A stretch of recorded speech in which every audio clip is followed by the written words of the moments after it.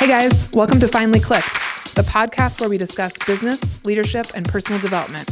My name is Margaret Smith, and I'm the Director of Operations for Pickett Street Properties, a real estate team out of Bothell, Washington. And I'll be here every week with our owner and team leader, Jesse D. Moore. We'll be digging into concepts and ideas that have helped us both personally and professionally. And you'll also get a chance to hear from local and national experts that we know provide massive value to get to the point where it all finally clicks.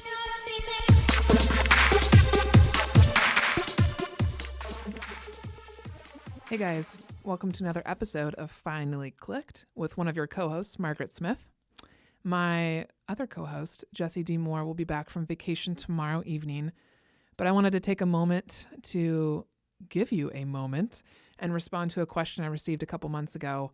So I did my first couple of episodes where I call them moments, where I take a deep dive into a question or a comment from a listener when Jesse was gone on vacation the last time. And so I couldn't help but do it again while he's been in Mexico enjoying some much deserved sunshine and rest.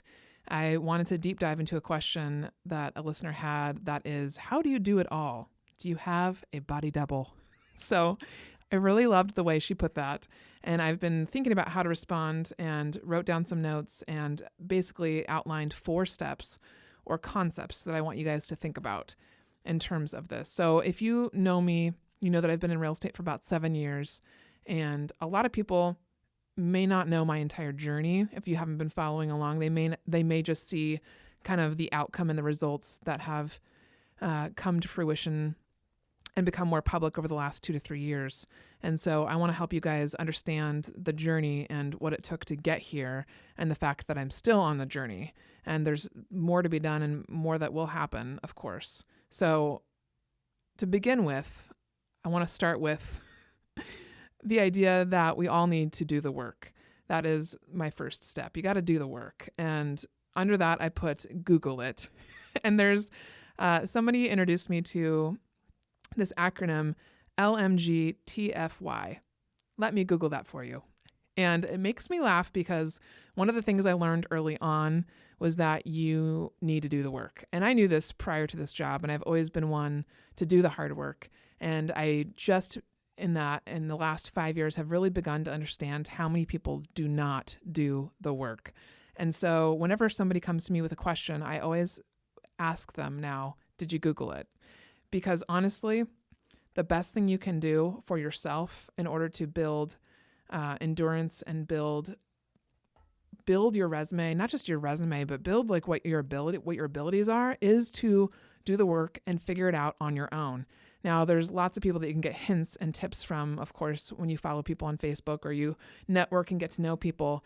But I learned really quickly that for people that had been in the industry for years before me in real estate or in any industry where I get information from, whether it be real estate or film or movies or graphic design or photography, rather than ask the technical questions and ask the questions that you can find on Google, it's better to ask those people questions that really are more reflective on their journey than it is to take their time and ask them how they specifically do a project. And I want to give that hint or tip because if you're new in the industry and you're trying to get to know people, make sure that when you approach someone with a question, that it's really a question that's worth their time and worth them taking the time to answer. So an example that I wanted to give you guys for doing the work is social media. So when I first started with Pickett Street, Jesse said, I'd like you to be in charge of the Facebook account for Pickett Street. And I kind of laughed and I was like, I don't do Facebook. Like I had a Facebook account, but I was barely on it. And in my last job for the Seattle Art Museum, my phone was typically in my purse most of the day because I didn't need it, didn't use it. And so it was definitely a bit of a shock to come into this industry and realize how often people use their phones. I was used to going home, setting my phone aside and not looking at it again. And so I jumped in and began with a really simple social media schedule, which I share in the class that I teach. But there was something that I posted on Mondays, Wednesdays, Thursdays, and Fridays. And Monday was like Mondays with Mo, and I would share a restaurant or a place in town in Bothell, Washington that we really all enjoyed as a team, just to share that business. And then Thursdays was listing day, and so we shared always shared our new listings. And then Friday was typically a blog day. And so we have a blog writer who writes up a blog every week now.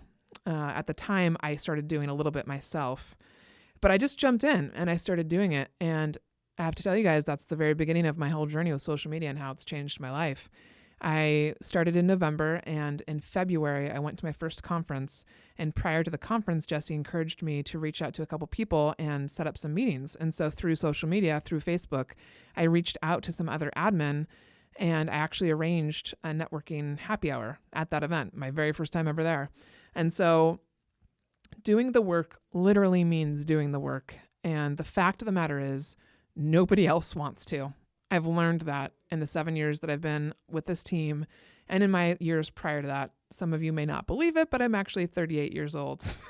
Oftentimes people think I'm much younger. I think because I just live my life with joy, and that's what comes off. And maybe that seems a little naive to some people, but I've found that it's brought me the most success and feeling peaceful and happy every day.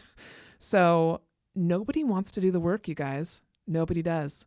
And so when I talk about the success I've had with the Pacific Northwest Operations Retreat, or starting this podcast, or the team, anything having to do with real estate or my personal development, it's all because I was willing to do the things that nobody else is willing to do. And when I say nobody else, I'm going to guess right now that probably 90% of the people I talk to or that I see on social media are not willing to actually spend the hours it takes to figure out how to do something. They would much rather ask someone, get the quick answer, and then just get it done. And that does accomplish the task, but it doesn't actually get you what you really need, which is the knowledge in your head. And so I can't talk about this one enough. It's actually, I believe, better and healthier for you. You'll grow more personally and professionally if you actually do the work. So the next time you're thinking about starting a project or anything involving your personal or professional life, rather than asking someone what they did and what they do, I challenge you to Google it, do a little bit of reading, and figure out a plan for yourself. And then as you dive into it, you'll have something to share when you go to people and ask them what they do. So there's a lot of different quotes and things you can find on the interwebs and things. But if you say you're busy, I don't care. Do it now. If you say you're not motivated, I don't care. Do it now. If you're unsure of how to do it, just do it now. And those are my tips for you in this first concept and step is do the work. So secondly, I want you to lay the foundation. And I talk about this in my class a lot. I say, lay the foundation so that you can then play on top of it. And by laying the foundation, I mean, I've been in this job in this team for 7 years, you guys. You have to keep that in mind. So what you're seeing today didn't happen in a day. I spent the first 3 years sitting back, watching and listening. That means if I was at a table with Jesse and several other people talking business, I was not speaking. I knew that I didn't know hardly anything compared to what these other people knew. And out of respect for them and out of just pure curiosity and knowing that I would learn the most by listening, I sat back, I shut my mouth, and I listened. I watched the business, I watched the industry, I watched the people that I knew that Jesse respected, that I wanted to learn from.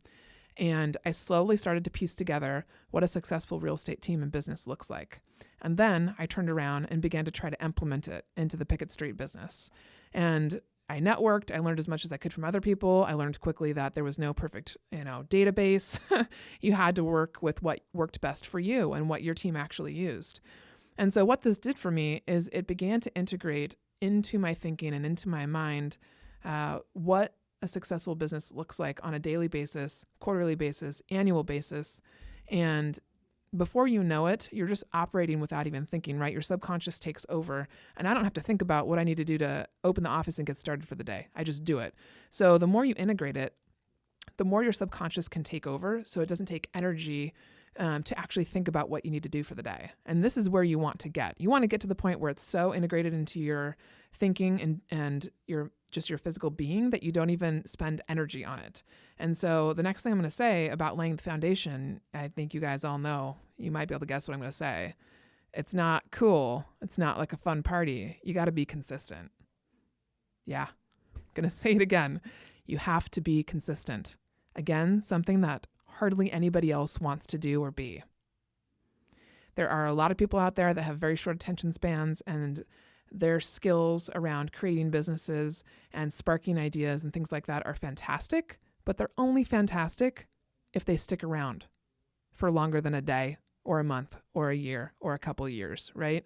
So I started doing the work, and then guess what? I just kept doing it, period. Maybe I only had 5 people watching me on Instagram. Maybe I only had 10 people on Facebook that actually responded throughout the year on anything I posted.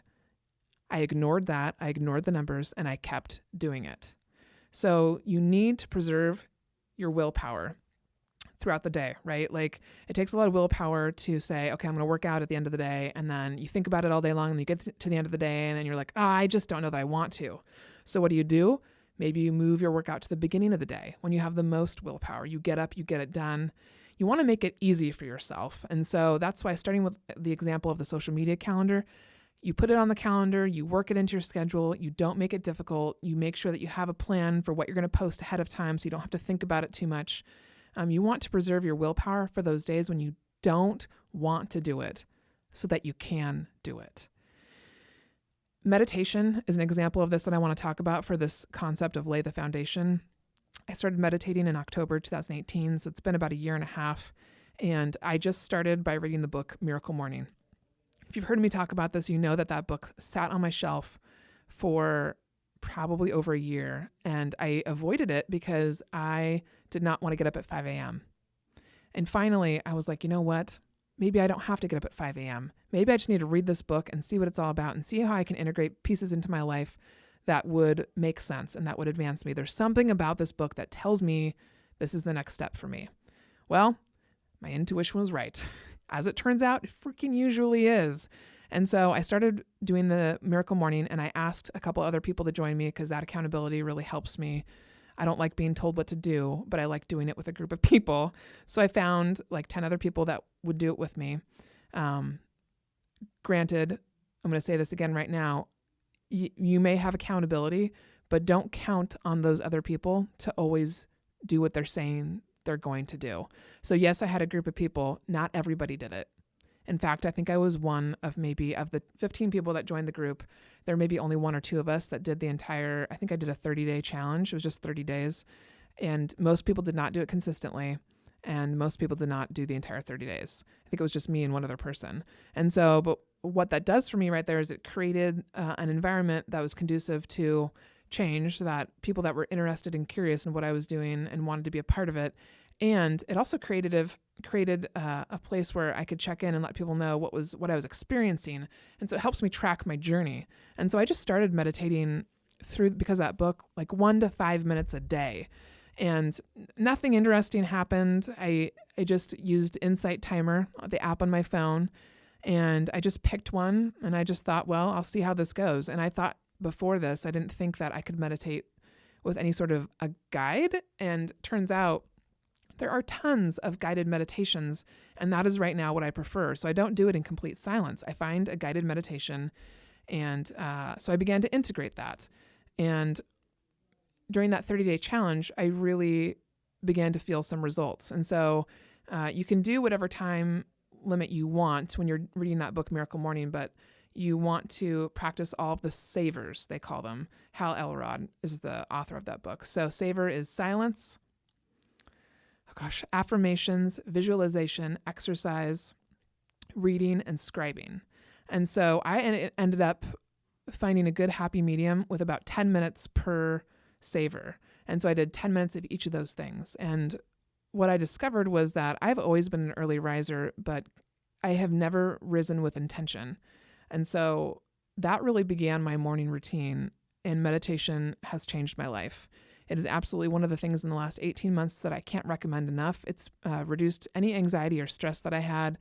It's helped me come to peace with a lot of relationships in my life.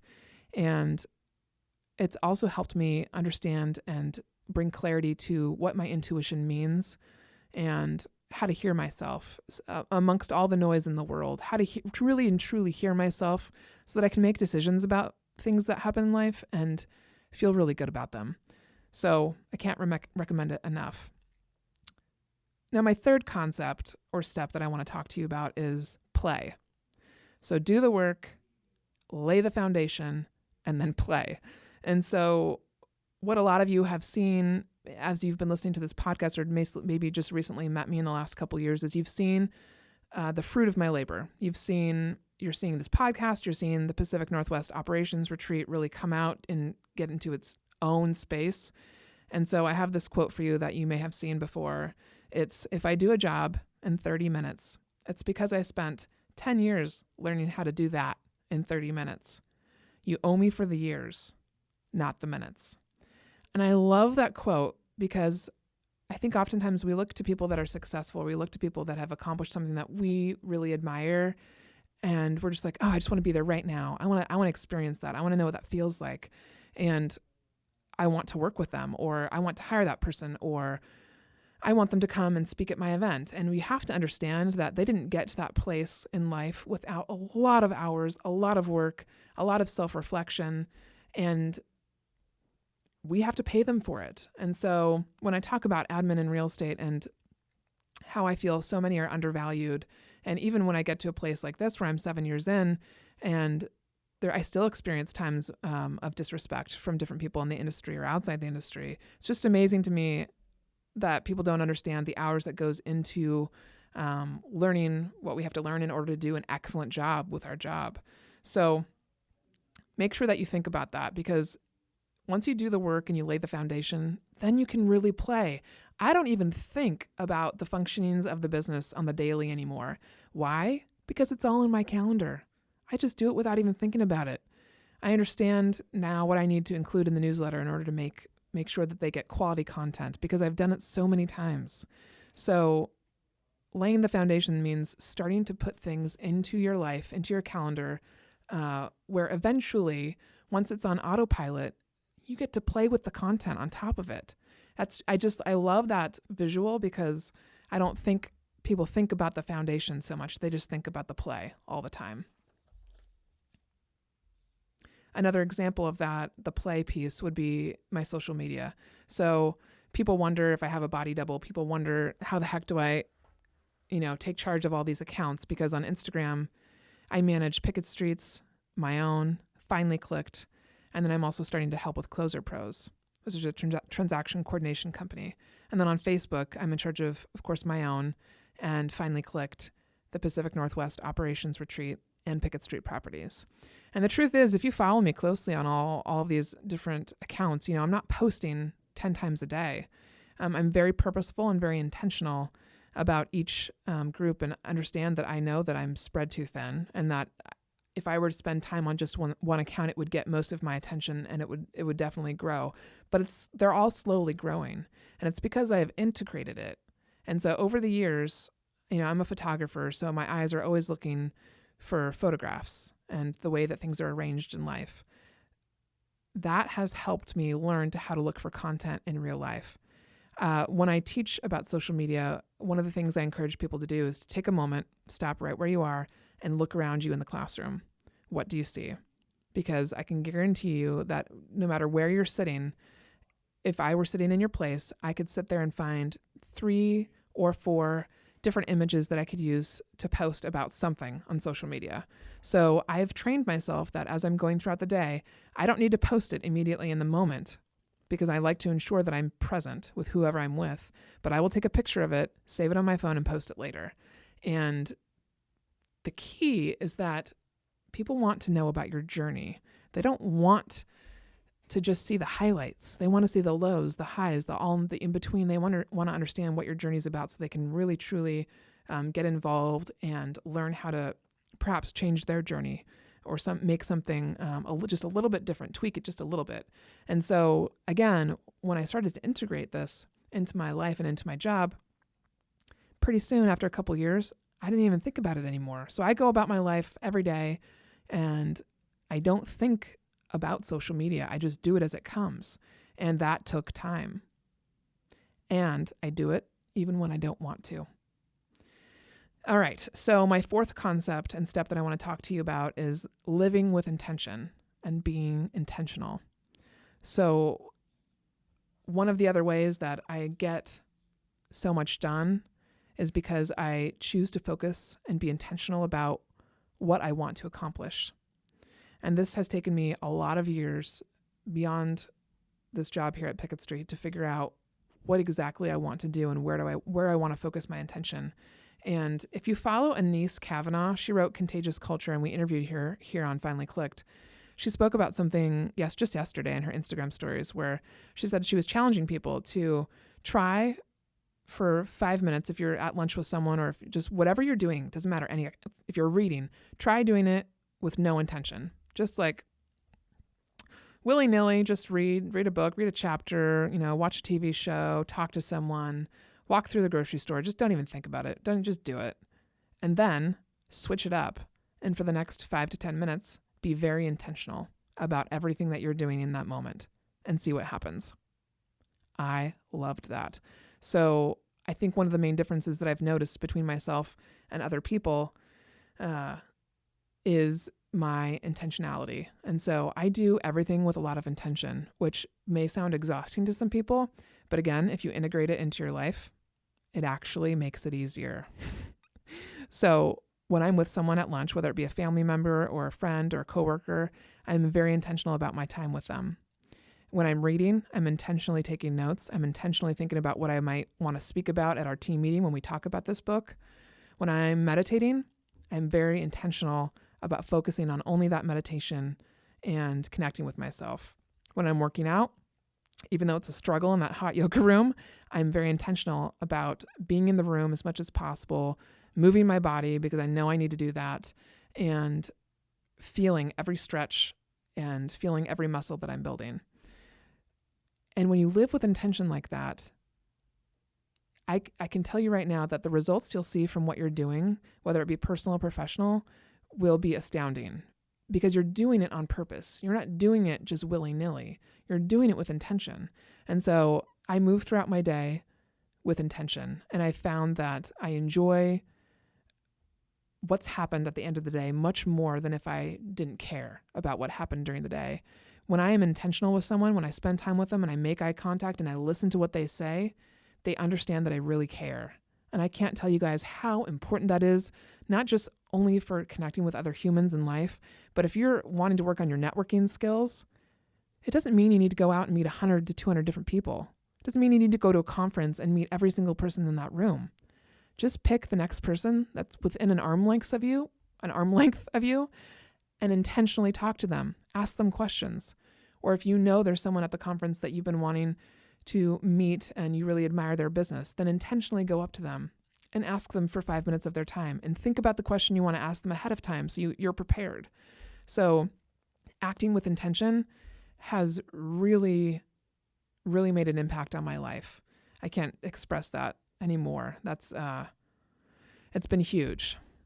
And so the last thing I want to say, I got some comments recently about, oh my gosh, I can't believe you just did that. I can't believe you just started the retreat. How did you do this? How did you do that? And I want to say, don't wait for permission from someone. Don't wait for permission from your boss to do something. Don't wait for permission from your family to be a better you. Don't wait for permission from your neighbor to help them with something. Just do the thing. If I can tell you anything, beyond living with intention, do the thing, because so many people are waiting for other people to tell them to do something or to encourage them to do something or to motivate them to do something. No one can do that except for yourself. And so do the thing. Don't wait for permission. All right, that is all I have for you guys. I hope that added some clarity onto how I do it all and the whole body double concept, which thank you for the question. That really made me giggle. And I understand that from afar and from social media, it may look like there are 3 of me, but understand that behind that is a process and a system and a foundation. And that's how I do it. So if you guys have other questions or other topics that you'd like me to do moments on, or if you have something that you'd like Jessie to do a moment on, please inquire. Please shoot us a DM on Instagram, share this episode, tag someone that you think would enjoy it. Email me at margaret@pickettstreet.com if you have any concepts or ideas that you'd like us to dig into more. And most of all, thank you guys for taking the time to listen and for sharing this with your friends. It means the world to us. And can't even tell you how much fun I have with this. So I look forward to chatting with you guys soon. Have a great day.